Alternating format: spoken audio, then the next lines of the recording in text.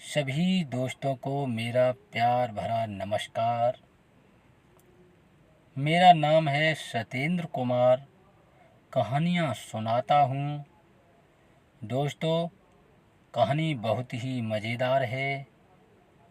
कहानी का नाम है तीन मेढक की कहानी। तो कहानी शुरू करते हैं। एक जंगल में मेढकों का एक समूह रहता था। ये सभी मेढक जहाँ रहते थे वहाँ एक गहरा गड्ढा था। एक दिन कुछ मेढक आपस में खेल रहे थे। तभी उनमें से तीन मेढक एक गहरे गड्ढे में गिर जाते हैं। गड्ढे में गिरे हुए मेढकों को देखकर बाहरी मेढक जोर जोर से चिल्लाने लगते हैं, अरे अब तो तुम तीनों बाहर निकल ही नहीं पाओगे। गड्ढा बहुत गहरा है। उछलने से भी तुम्हारा कोई फायदा नहीं होगा।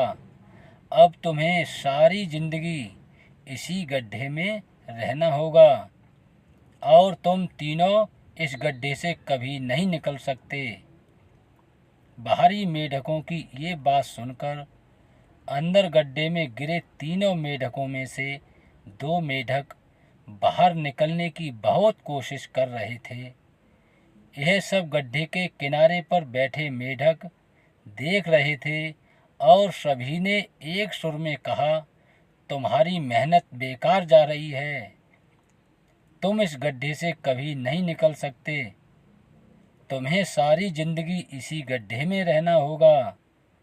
गड्ढे के किनारे पर बैठे मेढकों की यह बातें सुनने के बाद दोनों मेढक निकलने की बिल्कुल भी कोशिश नहीं कर रहे थे और वहीं उनके साथ वाला तीसरा मेढक बार बार उछल कूद कर रहा था। निकलने के लिए उछलता रहता है, खूब कोशिश करता है और फिर वो अंत में बाहर निकल जाता है।